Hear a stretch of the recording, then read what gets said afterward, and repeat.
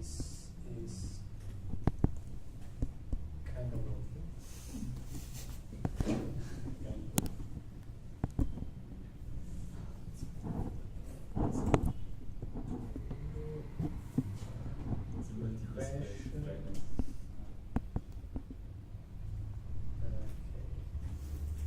So, for the title of these slides, I realize right now that it's a bit misleading because we are talking about containers in general.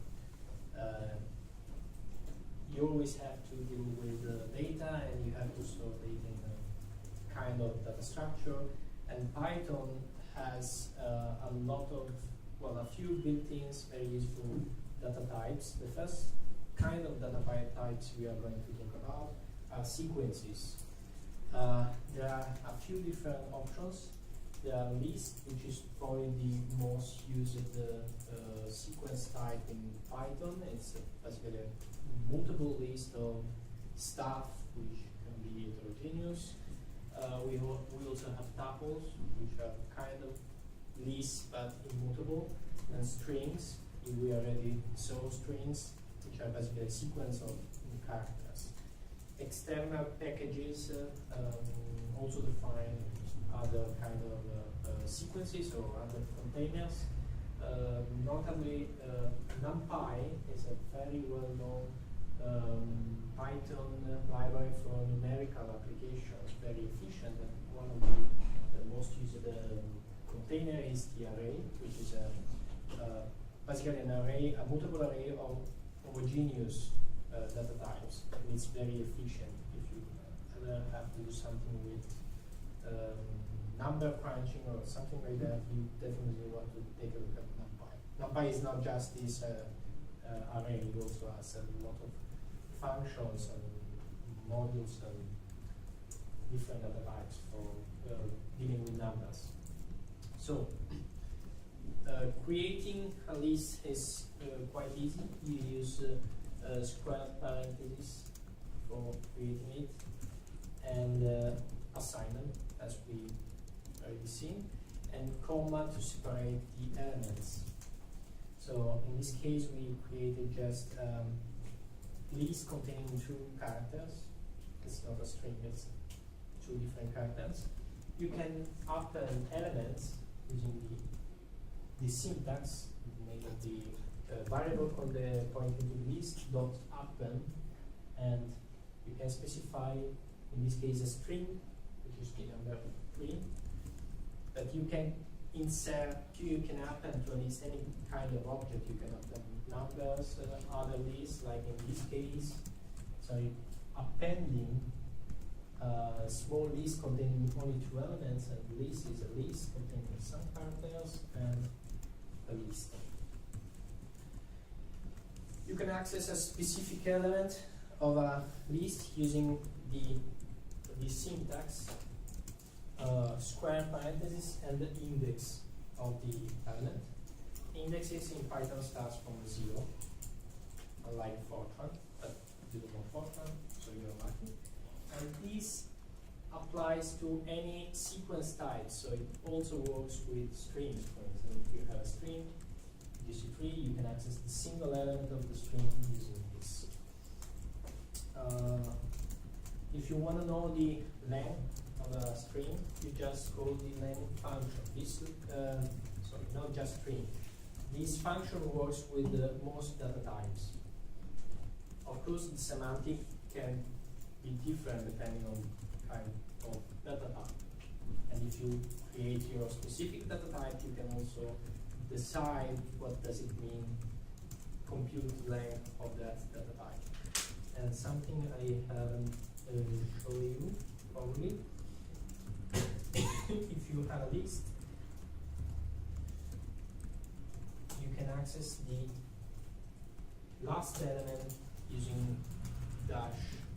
So -1 is the last element, or -2 is the element before last. So basically, if you use minus, you start counting from the end of the string of the sequence instead of counting from the beginning of the sequence. you can also access a slice of a sequence, not just one element, but for instance, the first 3 elements or 2 elements in the middle.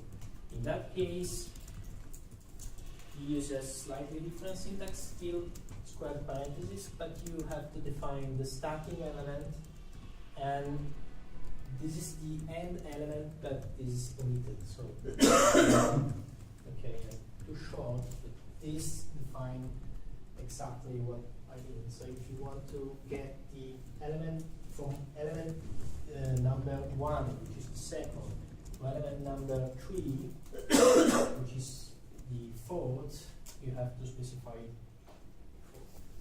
Yeah. So first is included and last is excluded. Yeah. Okay. It's easier to read that than to explain. Okay, you can omitting one of the 2 parameters. So if you omit the first one, it's considered the first one. So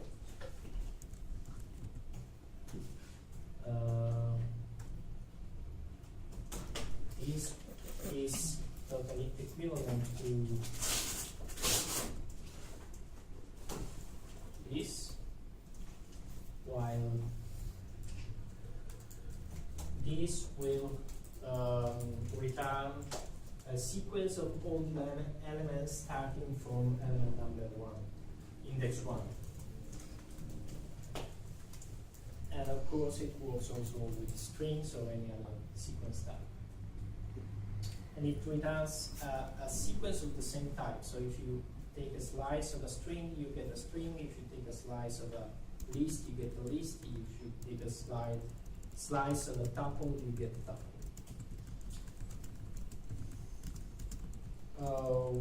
You can replace elements on a string using the same notation. So you define which one you want to modify, and then number index 2, and you can replace it with a simple assignment. You can also replace a slice of a string, and the slice doesn't. The slice you replace with doesn't have to be of the same length. So in this case, I'm replacing slice. So from element number 2, which is basically this slice, and then I'm replacing with this, which is longer. So slicing can be a bit confusing sometimes, because if you do this, okay, maybe this. So this is returning a list containing the first element, which is different from this. Of course, if we are talking about strings, unfortunately, there is no way to differentiate between a character and a string. So, in this case, in this specific case, you get the same stuff. Now, when you replace,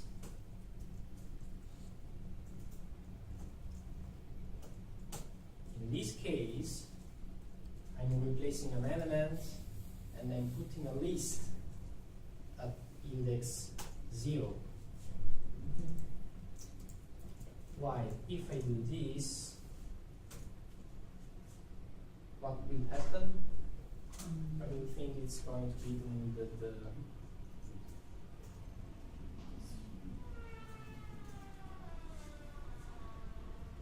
it's going to be like second list. Sorry? It's going to be just a list.